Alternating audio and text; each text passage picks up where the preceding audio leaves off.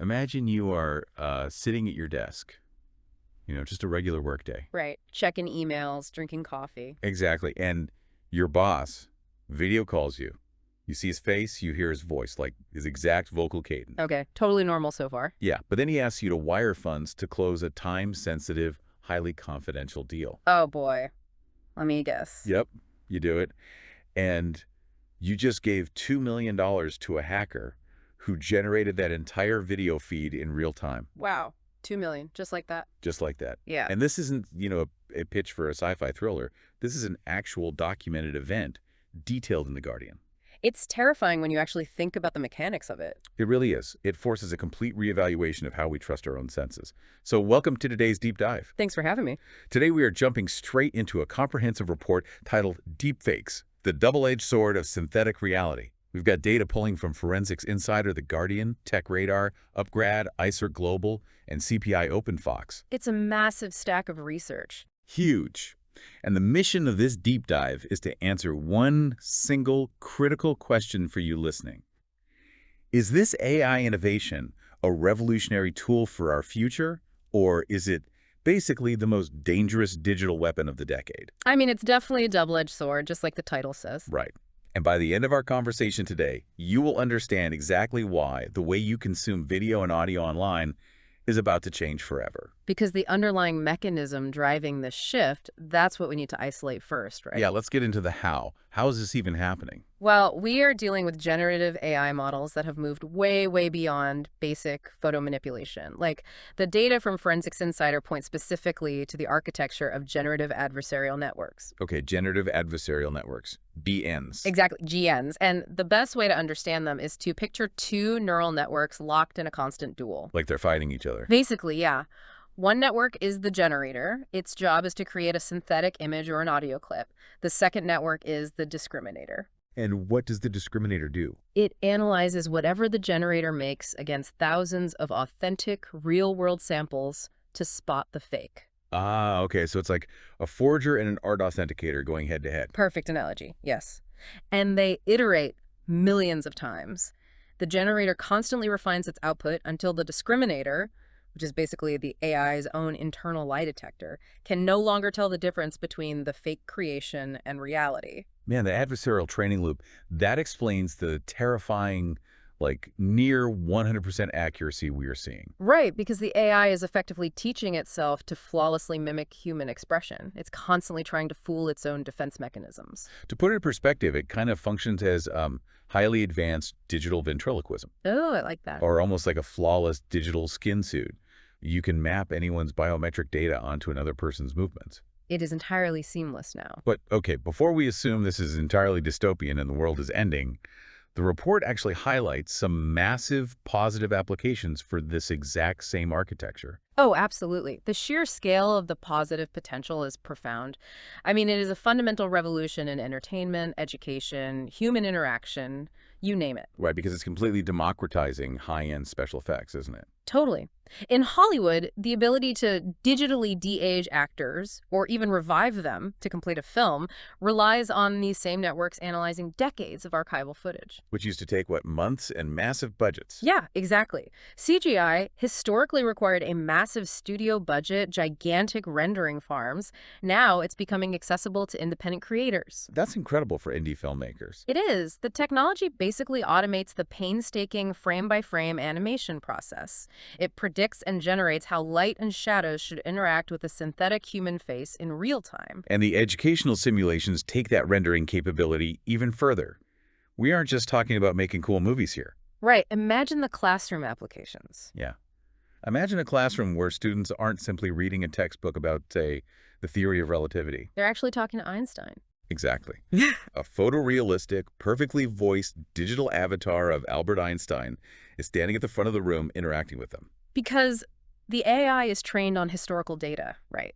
Photographs, written texts, all of it, to generate this dynamic historical figure. It's mind-blowing. Yeah. But I think the accessibility wins are arguably the most impactful positive use case here. Oh, without a doubt. Like the voice cloning technology. Yes.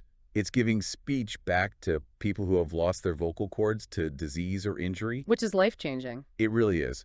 By training the AI on, old home videos or voice notes, the system maps the unique acoustic parameters of an individual's vocal track. Like the specific way they shape vowels, their pitch, their timbre. Exactly. So they can type text into a device and it speaks in their actual voice. It completely bypasses those robotic monotone synthesizers we've relied on for decades. And we are also looking at real-time translated AI avatars. This one is wild. Oh, tell me about this. Okay, so you could be on a video call speaking English, right?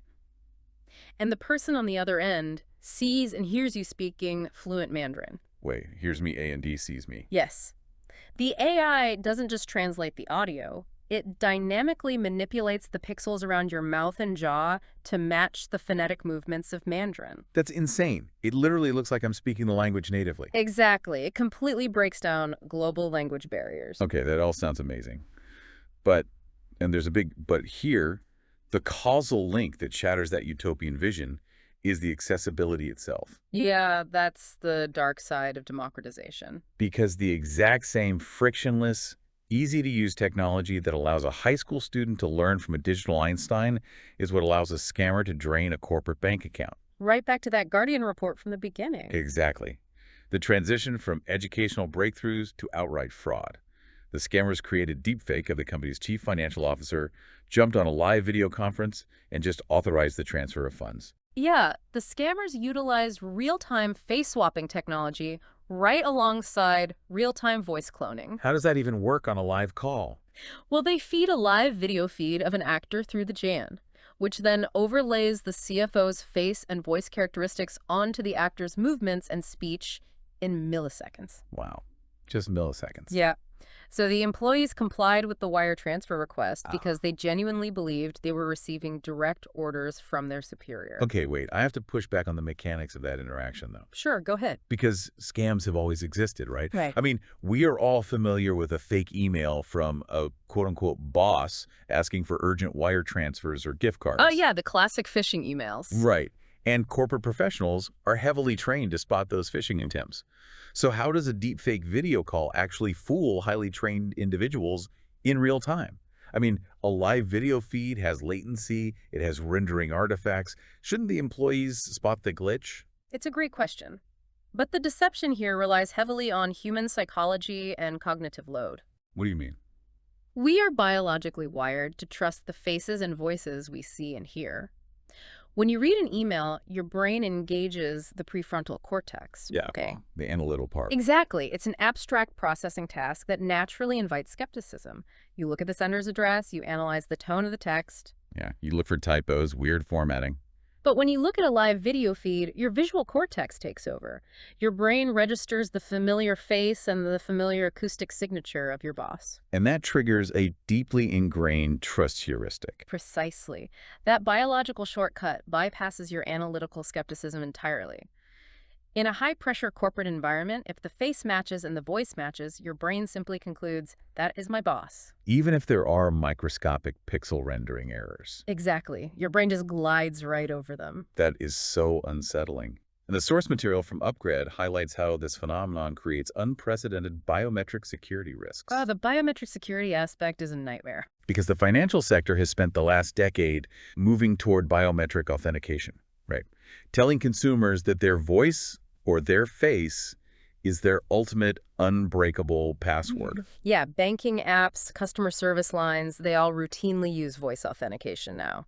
But Upgrad notes that an acoustic model of your voice can now be cloned from just 3 seconds of audio. Just 3 seconds, that's all it takes. 3 seconds, that's like one sentence on a voicemail. Yep. 3 seconds provides enough acoustic data for the neural network to analyze the fundamental frequencies and formants of your speech. Wow. Once it maps those parameters, a text-to-speech vocoder can synthesize entirely new sentences that carry your exact phonetic fingerprint. What about visual biometrics? Face ID and stuff. Your visual biometrics can be scraped entirely from the high-resolution photos you post on social media. So my Instagram is basically a treasure trove for threat actors. Exactly. The ICERT Global Research points out that deepfakes are taking sophisticated social engineering mainstream. Because bypassing a bank's voice authentication used to require a massive technical breach, right? Right, you have to be a serious hacker. Now, a threat actor simply scrapes a 3-second clip from a podcast or a TikTok video, runs it through an open-source voice cloning tool, and bypasses the security gate by just playing the synthesized audio directly into the phone. That is wild. And look, if you can fool a cautious corporate employee out of millions of dollars using a fake video call, Yeah. and you can bypass institutional biometric security with a stolen Instagram reel, then you can absolutely fool the general public out of the truth. The scale of the threat changes completely here. Exactly. If corporate fortresses fall to this technology, the everyday person on social media has zero digital armor. The CPI OpenFox data issues a severe warning about how this transitions into large-scale collateral damage. Because the threat profile expands from targeted financial theft to the manipulation of public perception and democratic stability. Right. The CPI OpenFox report details how deepfakes are being deployed to spread propaganda, to manipulate elections, and to show politicians saying entirely false things. It's happening all over the globe. And I want to be incredibly clear to you listening. Mm. We are not taking any political sides here. We are strictly reporting the stark warnings from the source material about how this technology can severely disrupt democratic processes and destroy public trust in the media. Yeah, regardless of who is using it or what their political affiliation is. The technology is an equal opportunity threat. Absolutely. The disruption occurs because the foundational trust required for a functioning society begins to crumble. Which is terrifying. When the public can no longer definitively agree on whether a video of a world leader declaring an emergency or accepting a bribe is real or synthetically generated, the consensus reality shatters. Because the asymmetry of truth, right? That's what makes it so dangerous. Exactly. What do you mean by asymmetry in this context? Well, trying to fight a viral deepfake is like trying to fight a digital wildfire. Oh, that's a great way to put it. Yeah, because generating the fake video takes minutes. Distributing it across social media algorithms takes seconds. The truth is just a guy running behind that wildfire with a bucket of water. With a bucket of water. Wow, yeah. By the time digital forensic experts analyze the footage, run spectral analysis on the audio, and publish a definitive report stating the video is fake, 3 days have passed. And by then, millions of people have already viewed the video. Exactly. They've integrated the false information into their worldview and moved on. The damage is done.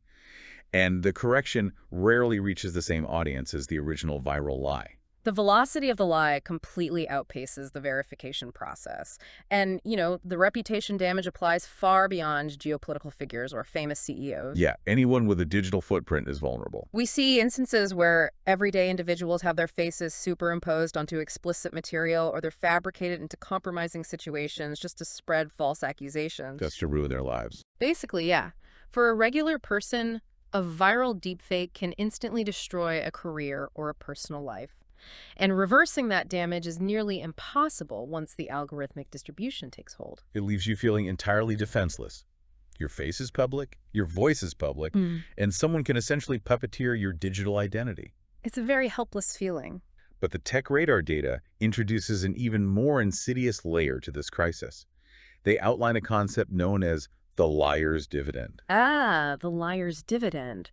This represents the ultimate philosophical and practical threat of synthetic media. Walk us through what that actually means. So the danger isn't merely that people will believe fake videos. The compounding danger is that people will stop believing authentic, real videos. Wait, what? Yeah, because the public is now acutely aware that perfectly realistic fakes exist, highly inconvenient, completely authentic video evidence can simply be dismissed as a deepfake. Consider the mechanics of that for a moment. If a corporate executive is caught on a security camera embezzling funds, or a public figure is caught on a hot mic doing something illegal. Right.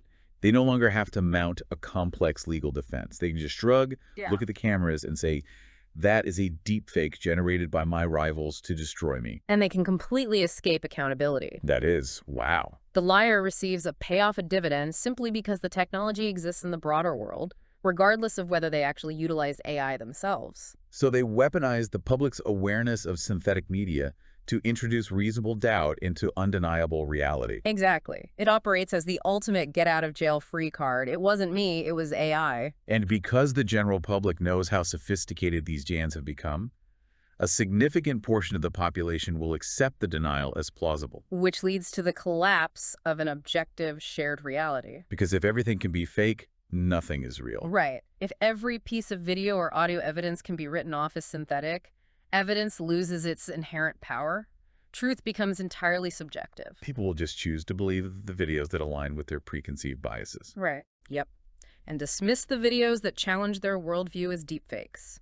We transition into a world where no one can agree on basic, observable facts. Okay, knowing those catastrophic stakes, the erosion of objective truth, and the bypassing of global security infrastructures, why is this crisis accelerating right now? Sure. Like, why is 2026 the tipping point for this technological weaponization? The exponential growth curve detailed in the Tech Radar report stems from a convergence of specific factors. Mostly, the AI generation tools are becoming exponentially cheaper and requiring less compute power. Just a few years ago, generating a convincing deepfake required a PhD in computer science, specialized software, and a massive cloud computing budget to handle the rendering. Exactly. Today, open source models are available for download for free. Consumer-grade mobile applications can perform real-time face and voice swapping with zero technical expertise required from the user. So the barrier to entry has dropped to zero. Completely zero. A teenager with a smartphone possesses the exact same deceptive capabilities that used to belong exclusively to state-sponsored intelligence agencies. That is a staggering shift in power. And coupled with that drop in technical barriers is the massive abundance of training data. Ah, right. Our data. Yeah, these neural networks require vast amounts of high-quality data to learn human micro-expressions and acoustic signatures.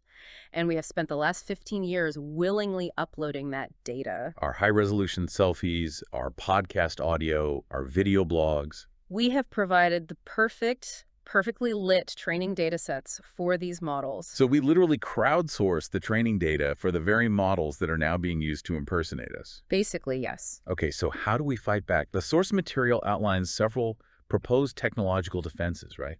Like AI detection tools, government regulations, and digital watermarking. Yeah, the industry is attempting to build good AI to catch malicious AI. How does that actually work? Well, the technological defense focuses on spotting the anomalies that the human eye and ear miss. Detection algorithms look for rendering limitations. Like what kind of limitation? For example, they analyze photoplethysmography.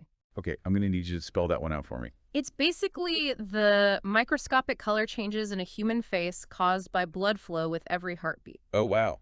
So a camera can see my pulse. Yes. A real video shows a consistent, invisible pulse.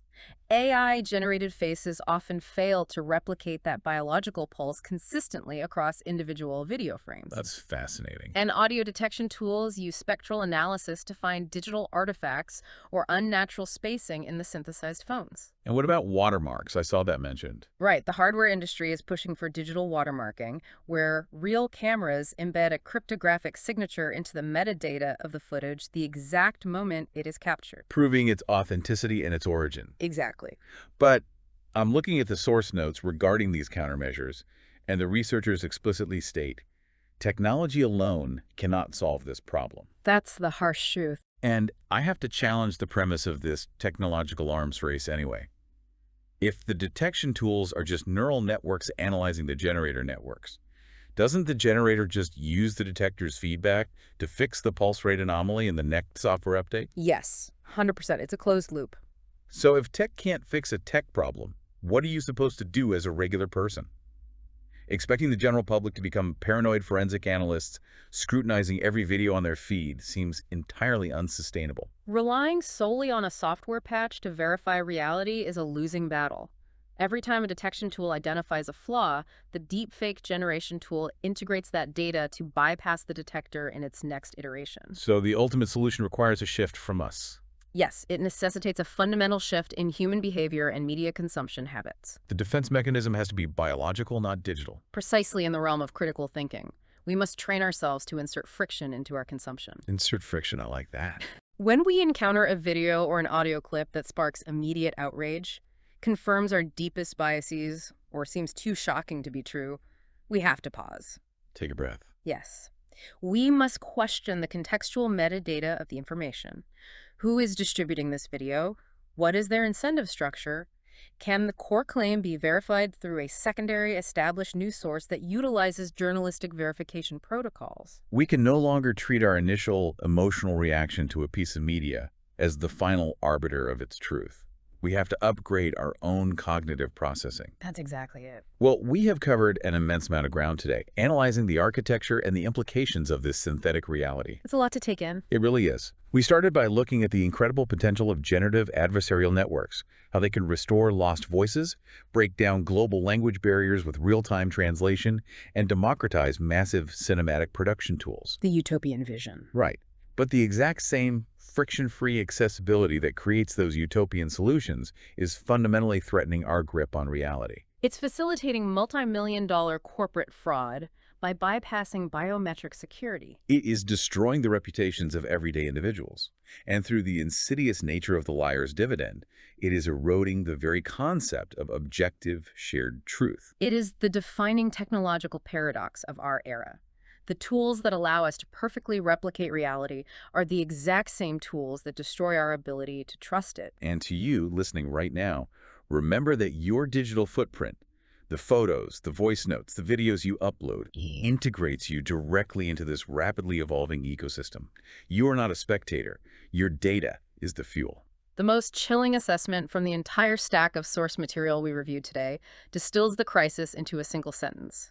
In the age of deepfakes, seeing is no longer believing. Seeing is no longer believing. The biological trust we have relied on for human survival has been hacked. Which leaves me with one final thought, something to deeply consider as you navigate the digital world today. If we truly reach a point where we absolutely cannot trust our screens to verify truth, if every video call, every breaking news clip, every voice message is subject to fundamental doubt, will society experience a massive countercultural shift back toward demanding in-person physical interactions? That's a profound question. Think about the implications for commerce and connection. Will we refuse to sign major business deals unless we are sitting across the table in the same physical room? Will we only trust the news that is reported right in front of our physical eyes? In a post-truth digital landscape, pure, unmediated physical presence may become the ultimate premium. Unmediated physical presence. I think you might be right. Thank you so much for joining us for this deep dive. Stay curious, stay critical, and we'll see you next time.